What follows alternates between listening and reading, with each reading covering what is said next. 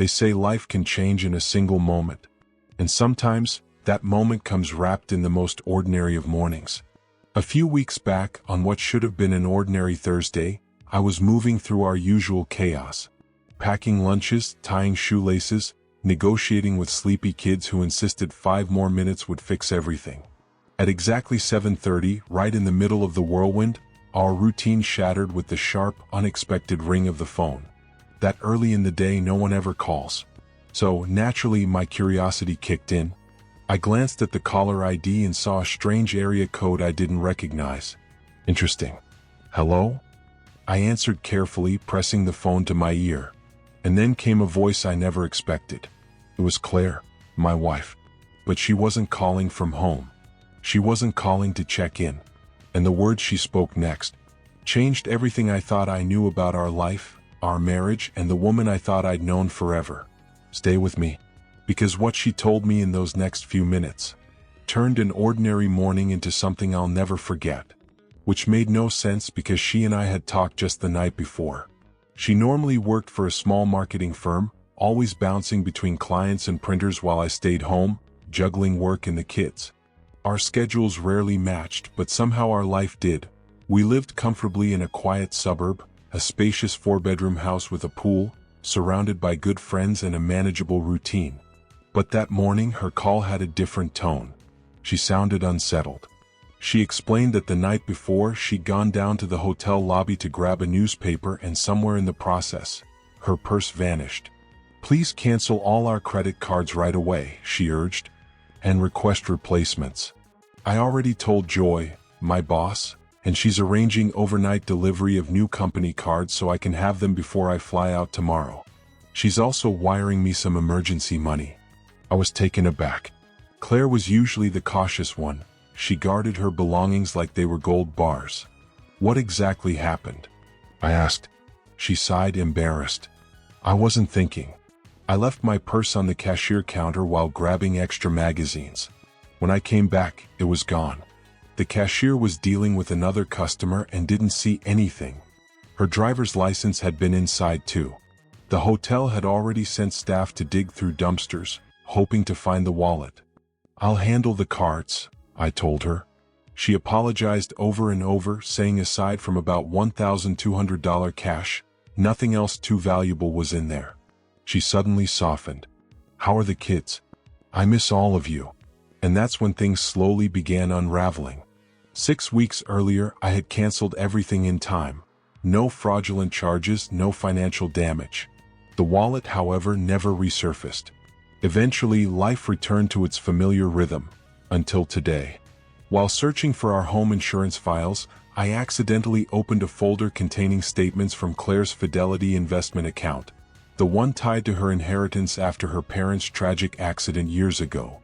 I'd always respected her boundaries regarding that money, but the papers were right there and curiosity nudged me.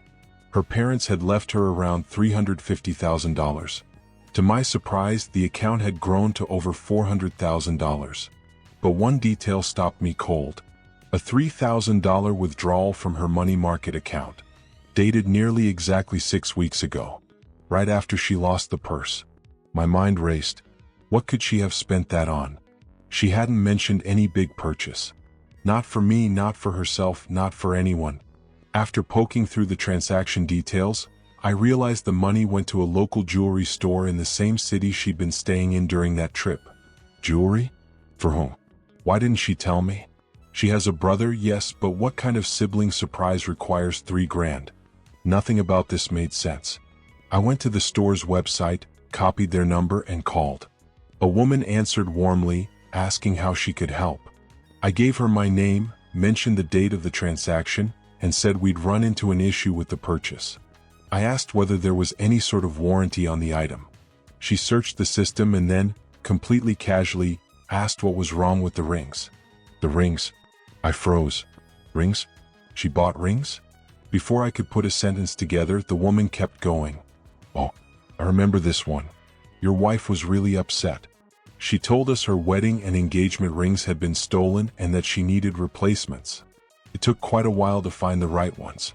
She used her company's credit card as collateral and later paid with a personal check. My breath caught.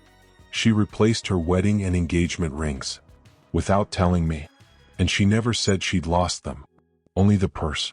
I tried to stay calm. "I'll talk to her and get back to you," I said, ending the call. But inside, confusion smothered me.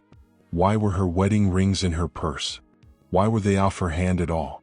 There's no professional scenario where hiding your marital status is required. So the explanation lurking beneath everything was darker, and I hated myself for even considering it. Was she trying to appear single? My stomach twisted. We'd been married 11 years. We had 2 beautiful kids, Jeremy 8 and Melissa 6. I genuinely believed we had a picture-perfect life. Maybe I'd been naive. She traveled once a month, staying away for 2 or 3 nights. If she intended anything inappropriate, those trips would have been ideal opportunities. Maybe losing the rings rattled her so badly that she rushed to replace them. Maybe the new rings matched the originals because she didn't want me to notice. The versions I bought weren't expensive. Duplicates weren't hard to make. And if the purse really was stolen, why hadn't she reported everything missing? I needed answers. So I called the hotel. I asked if they had any written report about the theft, and to my disappointment and fear, they did. They faxed it over immediately. I scanned the paper carefully. Claire had written it herself. And in her report, she stated that her purse was stolen while she was dancing in the hotel hall. Dancing? She had never mentioned dancing. She also wrote that she hesitated to involve the police. My chest tightened as everything came together in a way I didn't want it to. Not only had she lied about where and how the purse disappeared, she also lied about what was inside it. What? Why all the layers of deception? There might have been an innocent explanation. But standing there, staring at her handwriting, none came to mind. Whatever was hiding behind the disappearance of those rings, I knew I had to find out, or the truth would destroy me. They were becoming impossible to ignore, those thoughts that kept clawing at the back of my mind, refusing to let me rest. And the more I replayed everything, the clearer it became. Those rings must have been inside Claire's purse that night, the very night she'd been dancing with a man I'd never heard of. Weeks had passed since that trip, and life seemed to have settled, at least on the surface. But now she was preparing for yet another business trip, and something in me snapped. I knew I needed answers before she walked out that door again. I needed to understand what her evenings looked like when she was away from home. If she had slipped into someone else's arms, maybe the loss of her rings had jolted her conscience. Maybe that theft had forced her to look at what she was doing. But if I discovered she'd been unfaithful, that would be the end of us. The very thought of how it might tear our kids apart made my chest tighten. Claire was an amazing mother, no doubt about that, but the idea of her gaining custody, especially when she traveled every month, made me feel sick. My brain refused to stop digging for clues. What was she doing during those nights in other cities? Did she protect herself? Did she bring contraceptives? She wouldn't rely on strangers to have them. She'd bring her own. And since I'd had a vasectomy after our second child, she wouldn't be carrying protection for us. So where would she keep them? Not at home. Not in her car. The office was the only logical place. And on trips, everything she needed went into the same large leather briefcase she always carried. Her laptop, her notes, her presentation folders. If her flight was early, she'd bring that briefcase home the night before. That briefcase, that was the answer. I realized all I needed was the right moment to search it before she packed it into her suitcase. So I forced myself to stay composed, acting like everything was perfectly normal. When the kids came home from school, I let myself get wrapped up in the usual chaos. Homework, snacks, dinner prep, anything to keep from spiraling. By the time Claire walked through the door, I was wrestling with a tray of beans I'd spilled across the kitchen floor. Between the mess, the kids running around, and dinner sizzling on the stove, I looked like a disaster, which helped cover up the storm swirling inside me. She didn't notice a thing. After cleaning up the chaos, I kissed her on the cheek and we sat down for dinner like any other night. I kept my tone casual and light. "So," I asked, "you're heading out again in a couple days?" She sighed. "Yeah, same routine. Honestly, I'm not excited about it." That was my opening. "Have you ever thought about switching to a different role?" You've been with the company long enough to move almost anywhere.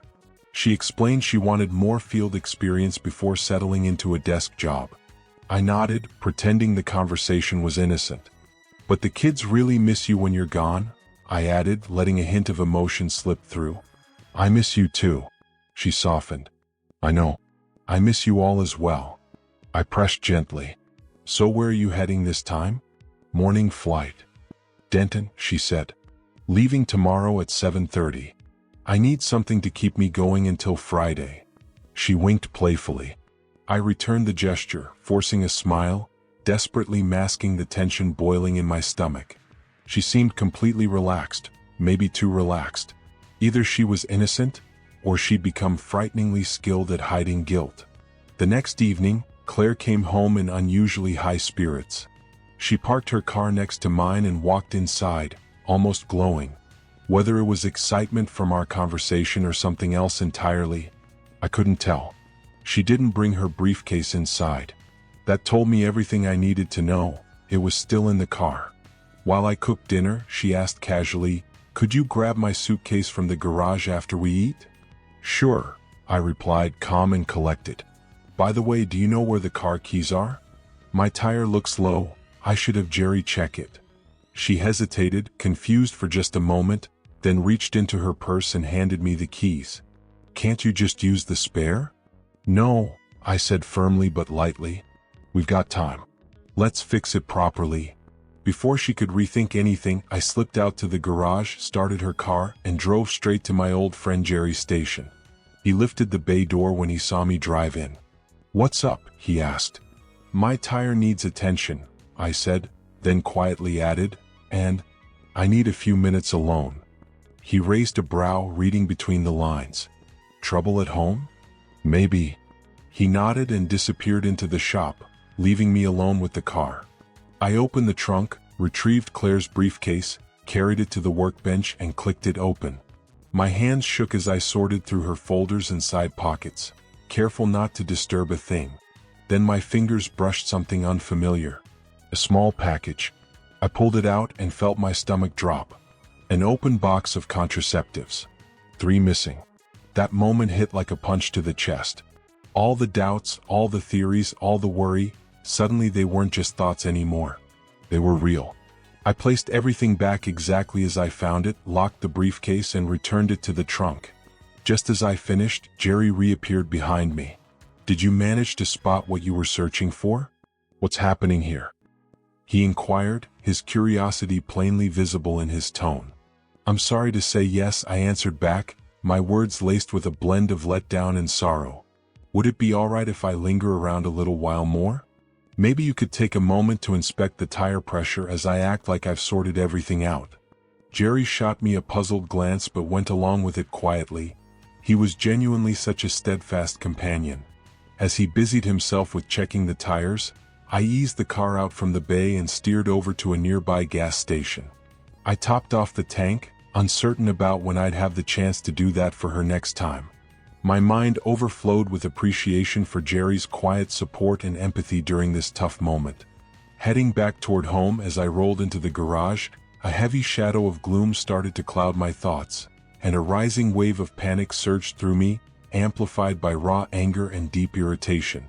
It was so hard to wrap my head around how she could shatter our marriage like this, betraying not just me but our kids too in such a heartbreaking way. In the midst of those fading feelings, I redirected my energy toward mapping out what to do next. To fight for custody of our children, I'd require solid proof of her unfaithfulness and poor choices. Even though she fell short as a spouse, I had to admit she played the part of a caring mom well enough. Our little ones truly needed that motherly presence in their world. She'd probably get some visitation privileges, but my primary aim was securing complete legal guardianship. She'd be the one left to justify the collapse of our relationship to her sibling and close circle. Stepping inside the house, I called out toward the bedroom, announcing that all was fixed. It turned out to be just a small problem with a stray nail. "All right, thanks," she responded, still dodging any real gaze my way.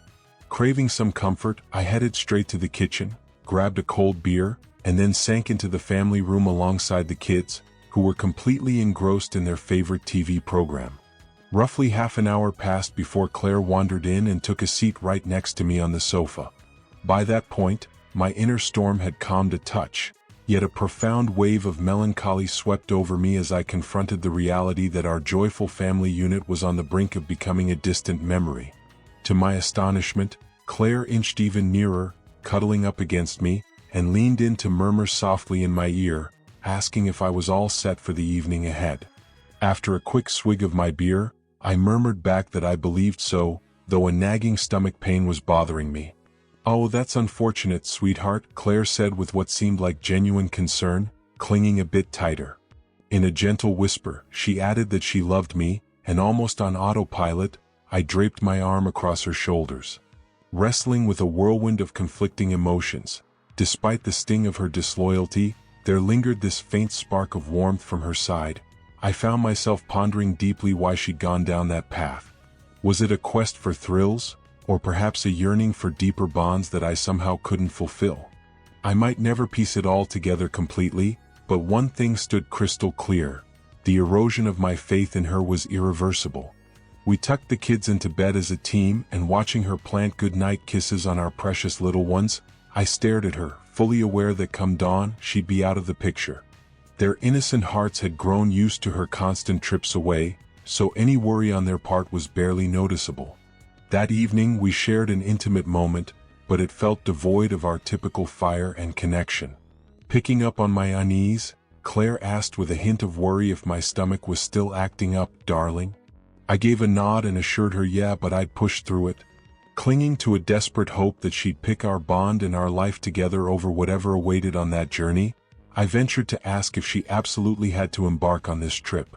Secretly, I prayed it was nothing more than a bad dream that would dissolve away. With a sigh, she answered regretfully that she was truly sorry, honey, but this outing was unavoidable.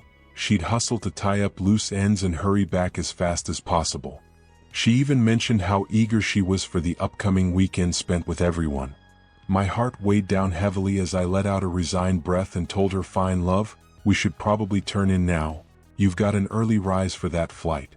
"I'll hop in the shower right away to avoid the morning rush." "Sure," she agreed, slipping into the bathroom for her shower. A sudden urge prompted me to peek inside her luggage, curious about what she'd stashed away. The outfits layered on top appeared strictly professional, but digging a tad deeper revealed an array of her most alluring undergarments and that sleek little black cocktail dress where she always turned heads effortlessly. Honoring her privacy, I meticulously rearranged it all, zipped the case shut, and returned to bed. Sleep evaded me entirely that night, and when Claire began rustling about at around 5 in the morning, I stayed put under the covers, opting out of our usual goodbye ritual. A blend of exhaustion and grief held me back. Leaning down to press a kiss on my cheek before departing, she checked in again, asking if I was still under the weather. "Honey?" I just nodded, finding it tough to voice the chaos swirling inside. With the echo of the garage door shutting behind her, I finally dragged myself up and into the shower. I braced for the demanding day looming ahead.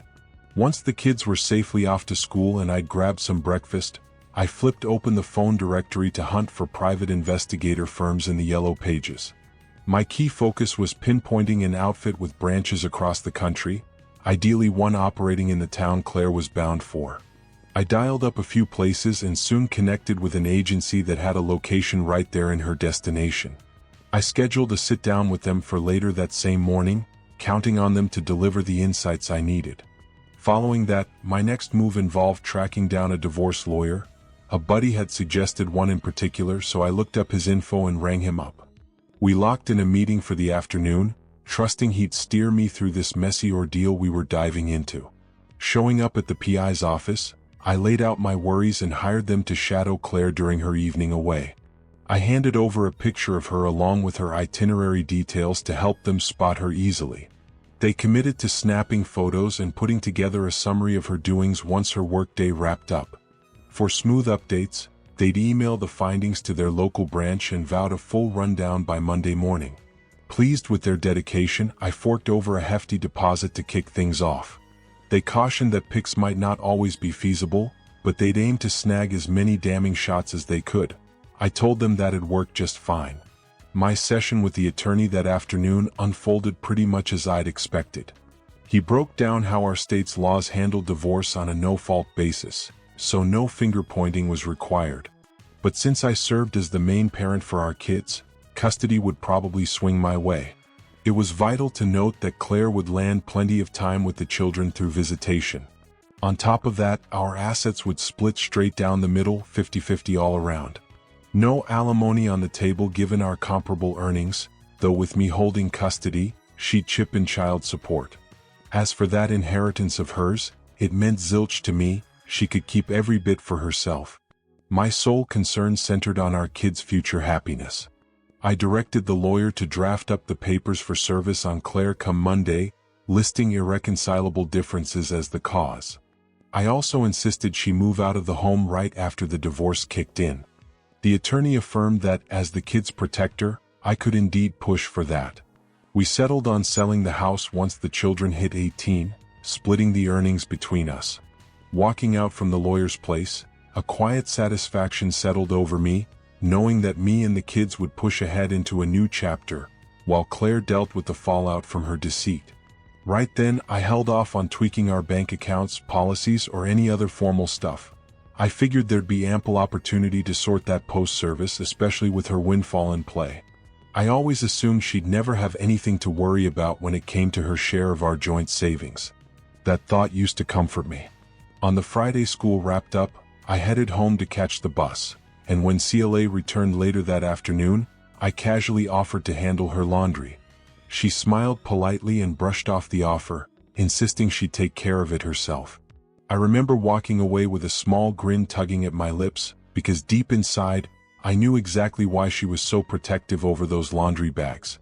It wasn't about independence. It was about keeping every trace of her double life hidden. She could never risk the truth slipping out. Hours later, when we finally settled in bed, she shifted the conversation. Celia kept glancing at me with worry in her eyes, telling me my stomach issues had been going on far too long and urging me to see a doctor. She sounded genuinely concerned, almost tender. I played along, telling her a friend recommended a new medication and that I wanted to give it a try. She wrapped her arms around me gently and whispered that she missed me, missed us. And for a moment I almost believed she meant it. Monday morning came. The kids rushed out for school. CLA left for work. The house finally fell quiet. That's when my phone rang. It was the detective agency. Their report was ready. Within half an hour, I was in their office, sitting across from the manager as he slid a thick envelope across the desk. He admitted he hadn't read everything yet, but even his quick skim told him the contents were damning. I took the report and began reading through the pages myself. The subject, Claire Barton. Surveillance began at 5:17 p.m. on Wednesday, June 16th, in the lobby of the Denton Marriott Hotel. Her identity was verified using a photo from the Merville office. Not only that, she was wearing her company badge, making it impossible to deny it was her. The report meticulously detailed her movements. She entered the elevator holding a briefcase. Staff confirmed she arrived at room 414 at 5:23 p.m. The report emphasized she was alone at the time. Then came Exhibit 1A, a discreet phone photo of her entering the room, dressed professionally, wedding ring still on her hand. Proof. The investigators rented a room directly across from hers. At 6:31 p.m. they received a signal. She had left her room. A minute later she stepped out of the elevator into the lobby. Exhibit 1B showed her transformation. A small black cocktail dress, high heels, hair styled, and that necklace I'd given her for our 10th anniversary. Everything about her looked polished and intentional. Everything, except her bare left hand. No wedding rings. She had removed them. Another image, Exhibit 1D, hit me like a punch to the chest. Celia sitting in a booth with a man, the two of them locked in a deep, hungry kiss. The kind of kiss reserved for people who forget the world exists. At 8:51 p.m., the report said they both left the restaurant, took the elevator up and returned to room 414. Exhibit 1E was the moment they stepped into her room together. She looked tipsy, flushed, and far too happy. The man left her room at 11:13 p.m. His license plate was recorded. His name, Alexander B. Tate. married, 2 children, living in Denton. And then I turned the page and felt my stomach twist. She had done the same thing again the next night, except with a different man, a different affair, a different hotel moment, a different body pressed against hers. And there it was, signed by the investigator, undeniable evidence of the life she lived when she was away from home. A life that shattered everything I thought I understood. I thanked the detective, paid the bill, and asked for 2 extra digital copies. I wasn't going to lose a single piece of that evidence. The moment I stepped inside the house, I picked up my phone and called my divorce attorney. I asked for an update on the paperwork. They told me it was ready. I didn't hesitate. I told them to file immediately and to make sure the papers were served to her publicly at her workplace the next morning. I wanted the consequences to arrive exactly where she believed she was untouchable. My intentions were crystal clear. I wanted her to feel the weight of what she had done, publicly, unmistakably, and without room to twist the truth. Serving her divorce papers right at her workplace wasn't just revenge. It was the only justice I felt she truly earned. That night, there was nothing left between us. No affection, no warmth, just a hollow silence where our marriage used to be. Claire seemed to pick up on the shift in me. She kept studying my face, almost as if she suspected I'd stumbled onto a secret she hoped would stay buried. She didn't ask outright, but she gently said she hoped I would recover from my illness soon. I noticed she was quieter than usual, withdrawn even, but I didn't comment. I didn't have the strength, or the desire, to soothe her anymore. The next morning, after barely sleeping, I dragged myself out of bed before sunrise. I drowned myself in work on the computer until I heard the kids stirring. I cooked breakfast, pretending everything was normal, and when Celia stepped out the door for work, she came toward me for a kiss and a hug. I gave her a half-hearted squeeze, light, distant, and nudged her to hurry along. For the first time, I saw it in her eyes. She knew something was coming. A tear slid down her cheek as she whispered, "I love you." I didn't say it back. I simply shut the door. The moment she left, the sadness hit me like a wave. I wanted to let myself break down, but the kids needed me and I had to stay composed long enough to get them ready for school. At 10:45 a.m., the phone rang. CLA's workplace flashed across the screen. I answered without speaking. There was a hesitation on the other end before Claire's voice, shaken, barely audible, whispered, "I'm sorry." Then silence. I didn't respond. I let the quiet hang between us. She didn't come home that night. And I wondered, had she gone back to her old habits, slipping into that other life like it still belonged to her? Part of me believed my anger was justified, but I also wondered whether I had been too sharp, too ruthless with her. The kids were devastated by her absence, asking where their mother was. To lift their spirits, I took them out for dinner at McDonald's. By the time we returned home, they were exhausted and went straight to sleep. The next morning, Claire called. "Can I come home and pack my things? Can we talk, please?" she asked softly. For a moment, guilt rose in me, but it faded just as quickly. "You can come between 9 and noon," I replied calmly. "The kids and I won't be here. And as for talking," I continued, "we'll only speak in my lawyer's office. After you've signed, notarized, and returned the divorce documents. Then I'll listen." I heard a choked sob on the other end. Then she whispered, "Good," and hung up. Eventually she signed everything. 6 months later, the marriage was legally over. It didn't take long for the rest of the truth to surface. She had gotten pregnant during her affair. She tried to hide it, but contraception failed, and considering her age, it likely would have come out sooner or later, even without the lost rings. Rumors spread that she had started dating again. If she ever gets close to marrying someone, part of me wonders if I should warn the man about what she's capable of. No one deserves to be blindsided like I was. During our meeting in my attorney's office, one of the hardest conversations we ever had, she begged me to reconsider the divorce. She cried about losing full access to the kids and told me she had been seeing a psychologist who diagnosed her with nymphomania. She insisted her impulses were under control now. But I told her the truth, it wasn't enough. It wasn't even close. If she really wanted help, she would have sought it long before our entire world collapsed. The fact she waited until everything fell apart showed exactly how little effort she'd put in.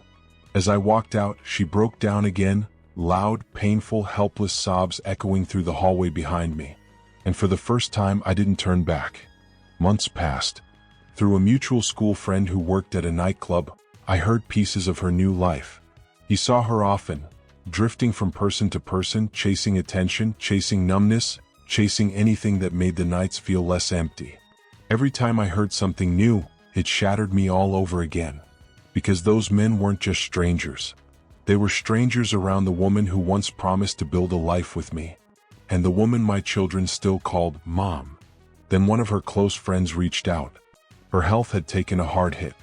Her choices had finally caught up with her. And even then, she refused to slow down. The news hurt, of course it did. But when her friend asked if I could help, I told her the truth I had fought so long to accept. I couldn't. And I wouldn't. Some consequences belong to the person who created them. Somewhere in the middle of that emotional wreckage, though, life gave me something unexpected. A small kind of healing. A quiet kind of hope. I started dating again. And that's when I met her. A woman with her own scars, her own story, her own broken pieces stitched back together with pure strength. Divorced after her husband's betrayal, but not bitter, not weak, not afraid of hard truths. There was something steady about her. Something honest. Something I didn't realize I'd been starving for. My kids warmed up to her faster than I ever expected, and that told me more than any words could.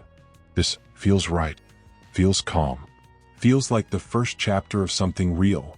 Something I can finally trust with every part of myself.